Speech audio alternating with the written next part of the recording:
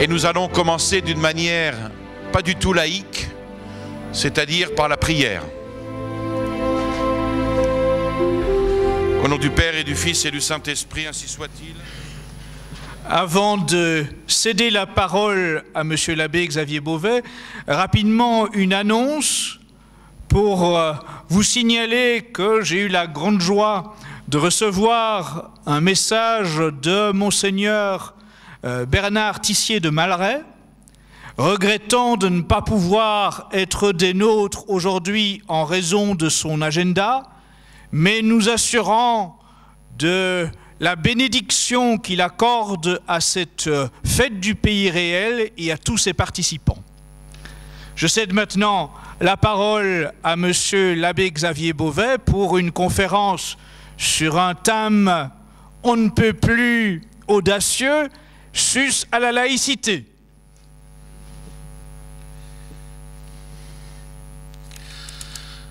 Bien, chers amis, le titre donné à ces quelques mots que M. Alain Escada a voulu que je vous adresse et dont je le remercie, ce titre a une connotation quelque peu agressive et c'est volontaire. Volontaire car pour la laïcité, pas de quartier. Pas de laïcistes dans nos quartiers et pas de quartier pour les laïcistes. C'est Veuillot, Louis Veuillot, qui m'en a un petit peu inspiré l'idée quand il disait « J'ai un gourdin et je m'en sers », écrivait-il. Sus à la laïcité parce que, comme disait encore Louis Veuillot, si je n'aimais la vérité, je me condamnerais au silence. Mais la vérité commande la hardiesse aux plus humbles esprits. Sa lumière me remplit d'une aversion sans borne pour des chefs-d'œuvre qui n'ont pas la marque du vrai. Notre temps n'aime pas la vérité, et dans le petit nombre de ceux qui l'aiment, plusieurs, pour ne pas dire beaucoup, n'aiment point ceux qui se mettent en avant pour la défendre. On les trouve indiscrets, inopportuns, on ne leur pardonne pas volontiers leurs défauts, on leur sait plus volontiers mauvais gré de ne pas mettre tout le monde d'accord et de ne pas se mettre d'accord avec tout le monde. Nous périssons peut-être plus de vérité que les bons n'ont pas le courage de dire, que des erreurs que les méchants ont su multiplier sans mesure. Ce n'est pas la religion que vous leur rendez agréable, ce sont vos personnes. Et la peur de cesser d'être aimable finit par ôter tout courage d'être vrai. Ils vous louent, mais de quoi? De vos silences et de vos reniements.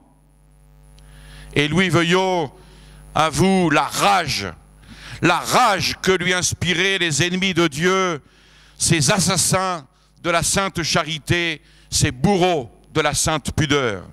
Race idiote de Caïn, écrit-il dans sa correspondance.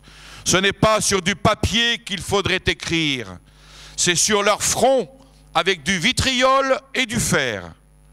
Une main viendra, je l'espère bien, plus robuste que la mienne, elle les saisira par la nuque, elle leur écrasera le nez dans leurs ordures. Je sens les éperons qui me poussent, de même au talon, mon cheval ennemi, mon sabre frémit dans le fourreau, fonçons sur la chiennaille. Alors, sus à la laïcité. Fonçons sur la chiennaille laïciste. Et je fonce aujourd'hui à mon humble place.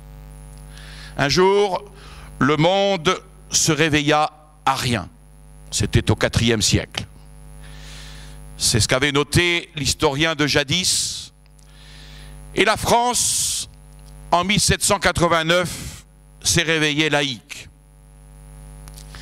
Et depuis 200 ans, plus de 200 ans, la contagion suit un développement durable comme une séquelle du naturalisme et de la franc-maçonnerie en notre pays chrétien, ainsi que comme une effluescence du modernisme doctrinal, moral, social et juridique.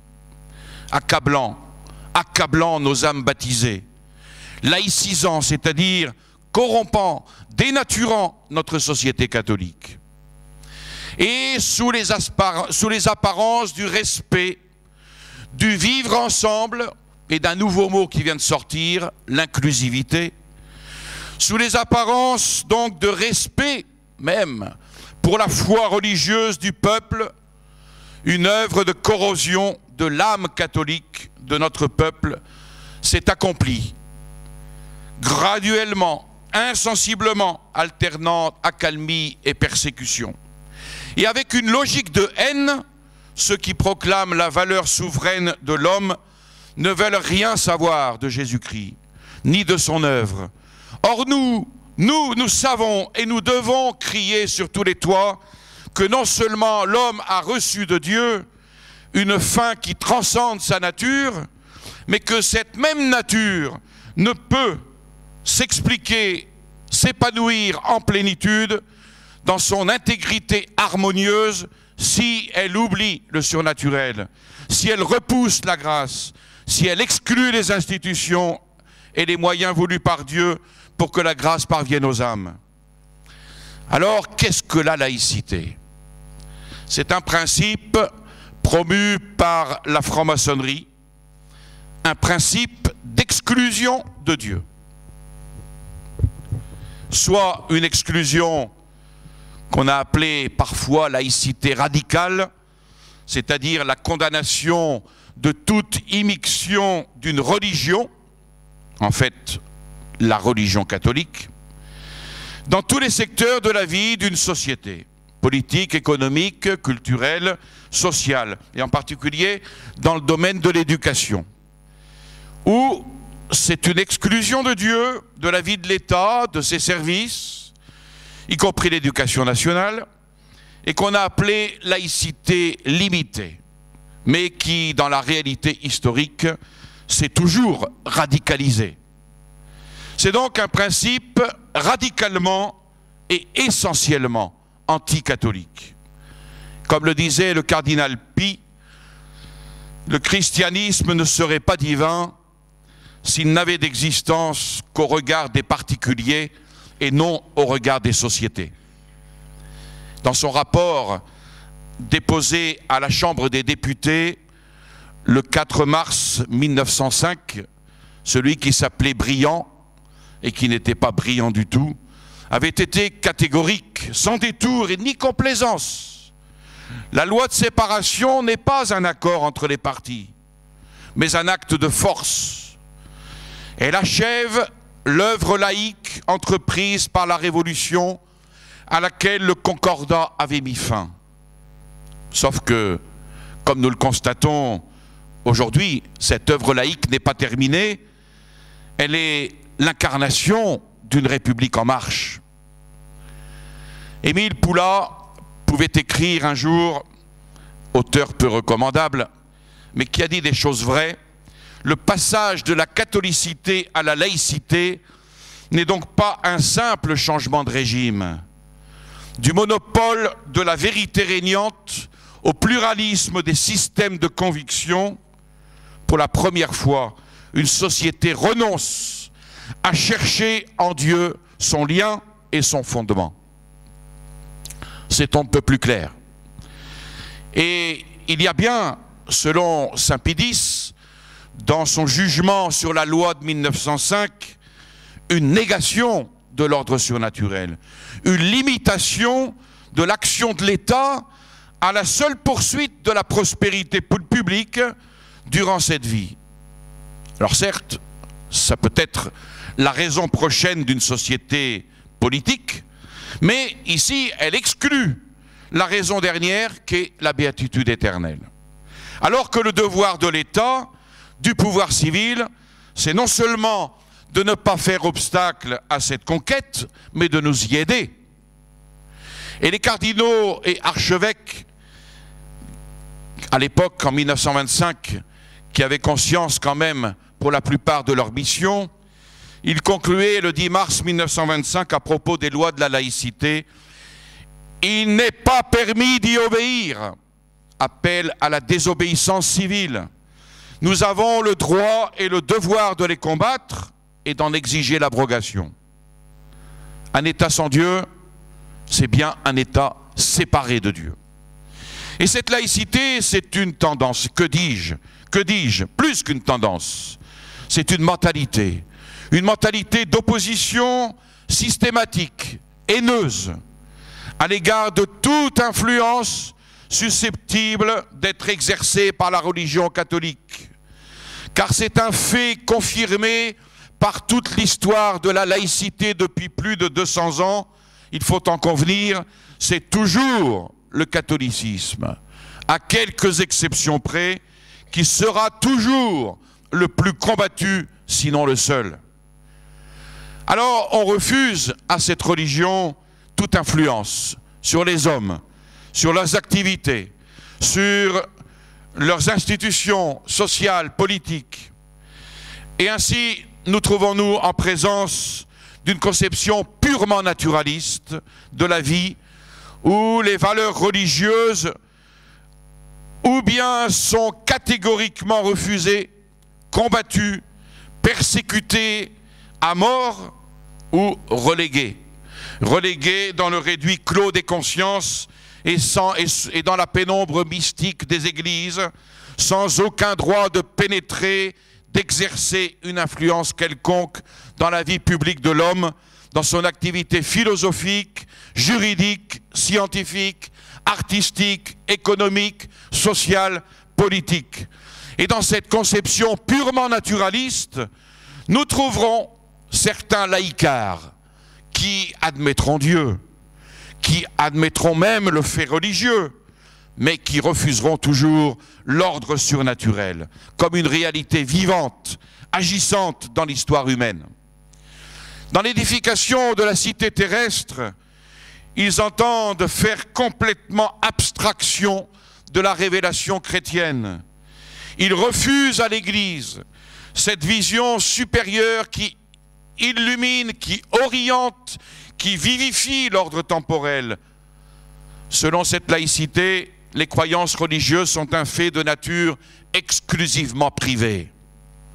Quand je rentre à l'Assemblée nationale, je laisse ma religion derrière. C'est ce qu'on entend dire, c'est ce qu'on a entendu dire de certains députés. Les croyances religieuses sont en fait de nature exclusivement privée pour un laïcard. Pour la vie publique, il n'existerait que l'homme, dans sa condition purement naturelle, totalement isolé de tout rapport avec un ordre surnaturel de vérité et de moralité. Et le croyant se trouve donc libre de professer dans sa vie privée les idées auxquelles il croit.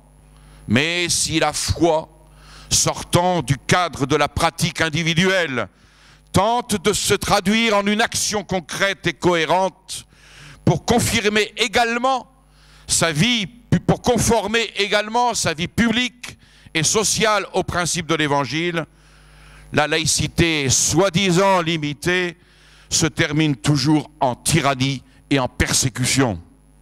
On crie au scandale, comme si conformer sa vie publique et sociale aux principes de l'Évangile constituait une prétention inadmissible.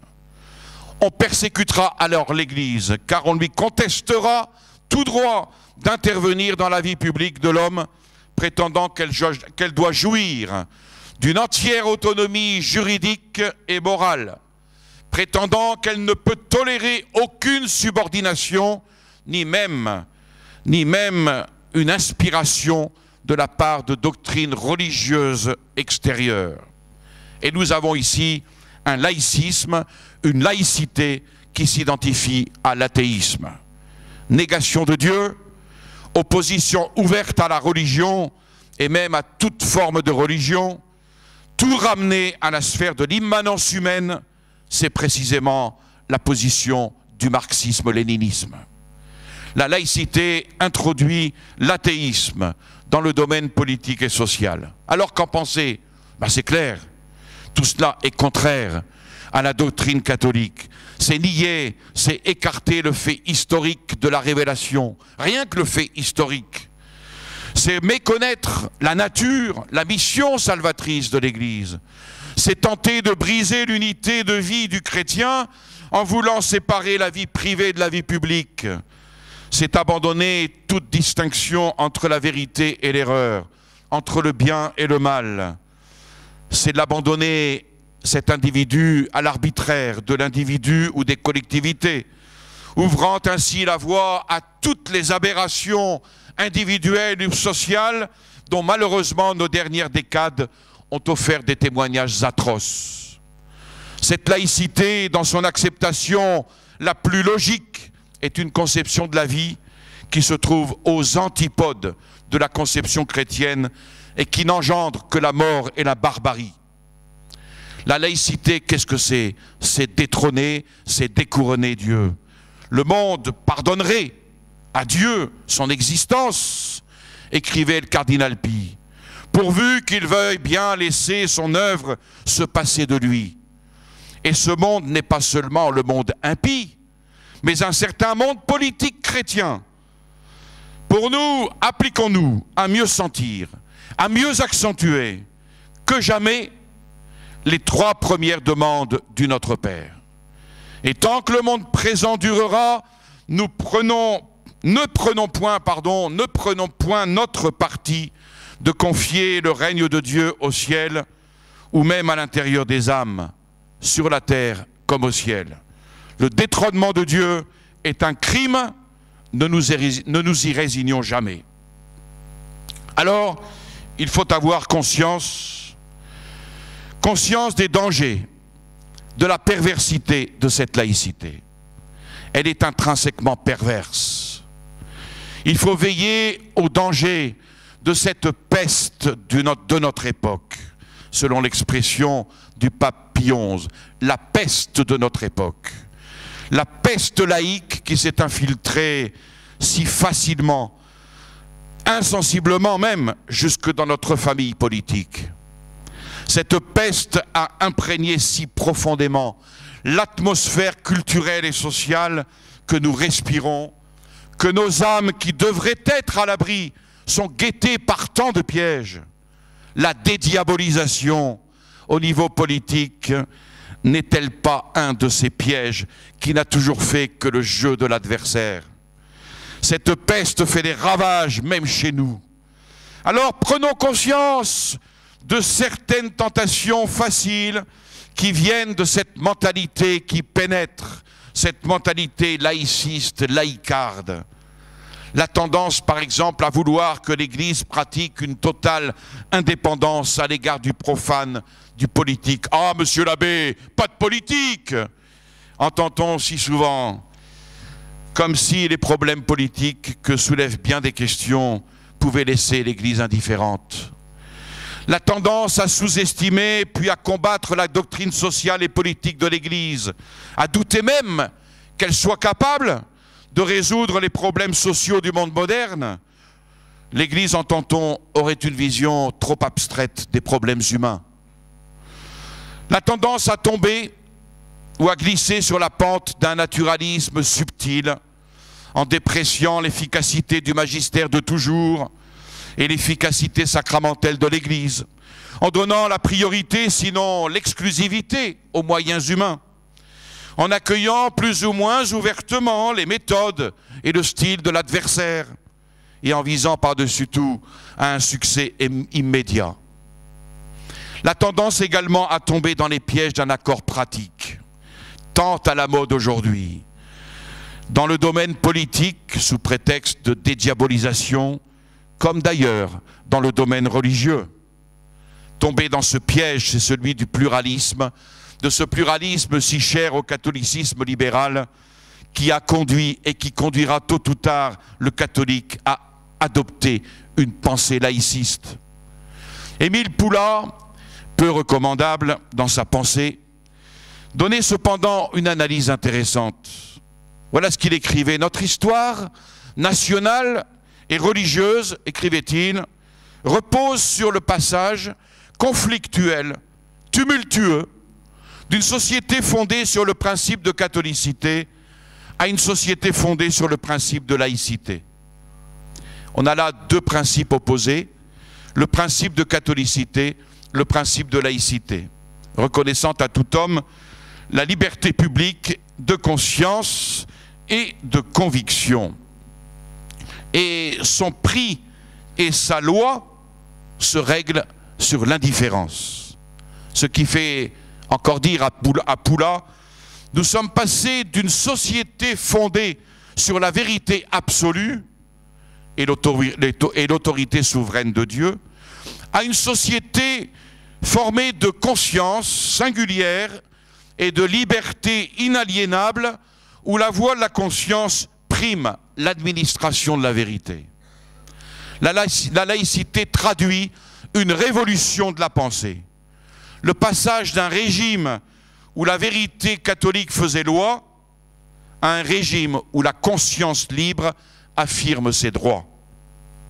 Or, il nous est impossible de concilier les deux, au risque de tomber dans ces contradictions inhérentes au catholicisme libéral qui veut à toute force concilier et réconcilier l'Église et la Révolution. Il nous est impossible de concilier les deux au risque de tomber dans un pluralisme doctrinal, source d'anarchie intellectuelle. Mais allons plus loin. Notre laïcité française n'est pas seulement l'opposé de la tradition catholique. Auguste Isaac voyait en elle le nom moderne de la liberté de conscience. Le régime religieux établi sur les ruines de l'ancien régime, comme c'est bien dit.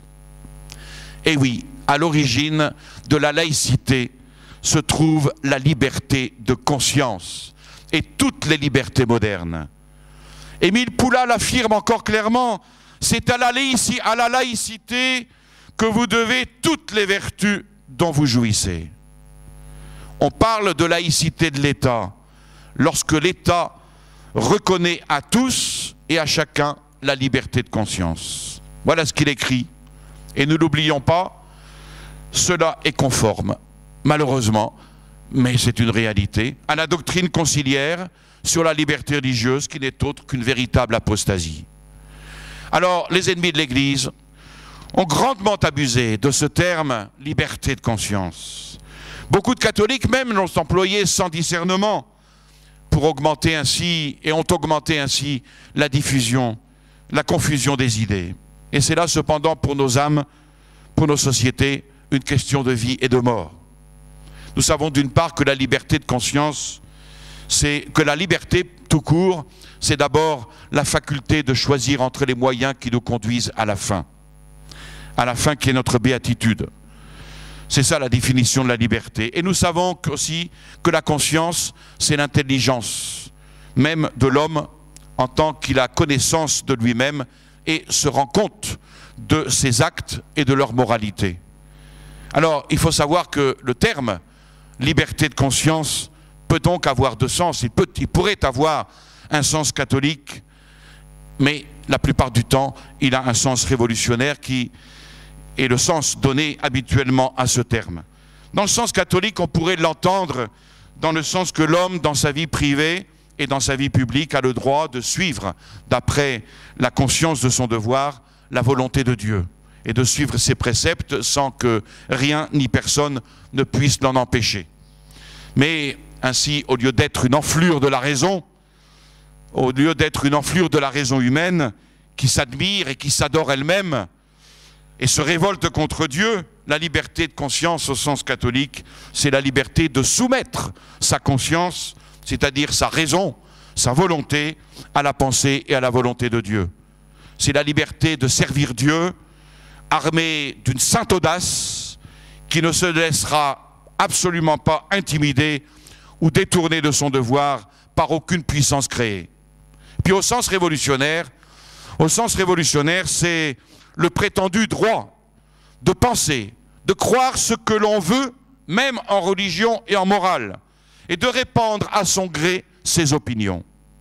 Au nom de la liberté de conscience, l'homme sera maître de choisir sa religion ou de n'en avoir aucune. L'homme a donc de par cette liberté de conscience, des droits naturels vis-à-vis de Dieu, ou mieux, contre Dieu. Et cette liberté de conscience est une absurdité. Moralement, l'homme n'est pas libre de résister à Dieu. Sa conscience est liée par la loi de Dieu. L'homme n'a pas contre Dieu de liberté morale. Il n'est pas indépendant. La liberté de conscience qui repose sur cette erreur de l'indépendance humaine comme sur une base est donc une absurdité. Elle est aussi une impiété. Elle est, au dire du pape Grégoire XVI, un délire. Et elle est enfin une peste. Laïcité égale neutralité, diront certains. C'est faux. Cette laïcité, c'est une nouvelle religion. La religion de l'homme qui se fait Dieu et qui refuse toute référence extérieure. Écoutez Jean Jaurès, ce n'est pas ma lecture habituelle. C'était en 1895. Il n'y a pas de vérité sacrée. Ce qu'il y a de plus grand dans le monde, c'est la liberté souveraine de l'esprit. C'est cette idée qu'aucune puissance intérieure ou extérieure, qu'aucun dogme, qu'aucun pouvoir ne doit limiter le perpétuel effort de la perpétuelle recherche de la raison humaine. Si Dieu lui-même se dressait, visible sur les multitudes, le premier devoir de l'homme serait de refuser l'obéissance et de le traiter comme l'égal avec qui on discute, mais non pas comme le maître que l'on subit. Voilà ce qu'est, termine Jean Jaurès, voilà ce qu'est le sens, la grandeur, la beauté de l'enseignement laïque dans son principe. La laïcité est donc une injustice. À propos des lois laïques, les cardinaux et archevêques en 1925 l'affirmaient clairement. Les lois de la laïcité sont injustes. Pourquoi? Parce qu'elles sont contraires au droit formel de Dieu. Pourquoi encore? Parce qu'elles procèdent de l'athéisme. Et encore, parce qu'elles conduisent à l'athéisme. Dans l'ordre individuel, familial, social, politique, national, international. Et pourquoi encore? Parce qu'elles supposent la méconnaissance totale de notre Seigneur Jésus-Christ et de son évangile. Et encore, parce qu'elles tendent à substituer au vrai Dieu des idoles, la liberté, la solidarité, l'humanité, l'inclusivité, la science, le vivre ensemble. Depuis, les idoles ont fait beaucoup de petits. Enfin, une dernière raison, elles tendent à déchristianiser toutes les vies, toutes les institutions. Elles sont œuvre de l'impiété qui est l'expression la plus coupable, de la plus coupable des injustices. Comme la religion catholique est l'expression de la plus haute justice. Tirez vous-même la conclusion. Les laïcards, les laïcistes, les partisans de la liberté et de la laïcité doivent être traduits en haute cour de justice. Ce sera peut-être pour demain, et l'impiété sera réparée. Traduit en justice pour terrorisme, c'est-à-dire pour attentat au droit de Dieu. Attentat qui vous atteint dans vos intérêts spirituels et qui fait de l'État qui promeut cette laïcité des ennemis de la vraie religion. Mais quelle solution proposez-vous? La royauté sociale de notre Seigneur Jésus-Christ, antithèse de la laïcité. Je n'ai malheureusement pas le temps de traiter ce sujet, mais ça sera pour une prochaine fois peut-être le remède à la laïcité. Combattre cette mentalité laïque qui s'infiltre dans nos rangs mêmes et amène parfois à prendre des positions doctrinales et surtout pratiques désastreuses pour notre vie spirituelle, pour notre combat dans la cité. La laïcité, nous l'avons dit, c'est la méconnaissance volontaire du surnaturel, c'est la négation du surnaturel. Alors le danger sera de mettre plus l'accent, de ne mettre plus l'accent que sur les valeurs terrestres, à l'exclusion de toutes les valeurs sacrées et divines. On nous exaltera ainsi les putrides et puantes valeurs de la République, tellement nauséabonde, mortifère et criminelle. Pareille infiltration dans les mentalités produit de graves déviations. Si nous voulons combattre la laïcité, et je l'espère, il y a donc aussi des tendances à combattre. Cette tendance notamment accrue de prôner un humanisme où la signification des valeurs humaines et leur recherche logique prennent une place si absorbante, si prépondérante qu'elles font oublier ou considérer comme secondaires la grâce, les secours authentiques de la grâce, dans le domaine de la pensée, aussi bien que sur le terrain de l'action. Cet humanisme laïque proclame sa volonté d'embrasser tous les problèmes humains, prétend les comprendre et pouvoir les résoudre avec des forces et des valeurs purement humaines.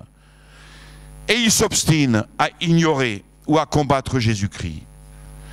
Nous avons à combattre une certaine tendance à donner la priorité à la restauration de l'ordre humain sur la transformation religieuse et morale, œuvrer sur le terrain de la réforme sociale, culturelle, économique, politique et d'une urgence absolue. Mais que cela ne nous fasse pas oublier la réforme de l'intérieur de nos consciences. Méfions-nous et combattons cette tendance à réduire les distances entre soi et le monde par une espèce de besoin maladif de vouloir paraître comme tout le monde, au risque de dévaloriser ce message de paix intérieure, de paix sociale dont est porteur l'enseignement de toujours de l'Église, au risque de se laisser aller à une espèce d'irénisme qui revient à la philosophie pratique d'une petite vie de pépère, d'une petite vie tranquille, qui éprouve en plus le triste besoin futile d'être à la page. Aucun compromis n'est possible sur le plan des principes. Oui, me direz-vous, mais tout est foutu. Tout est foutu. C'est vrai, mais nous sommes parfois, c'est vrai, démunis. Mais allons chercher les munitions où il faut.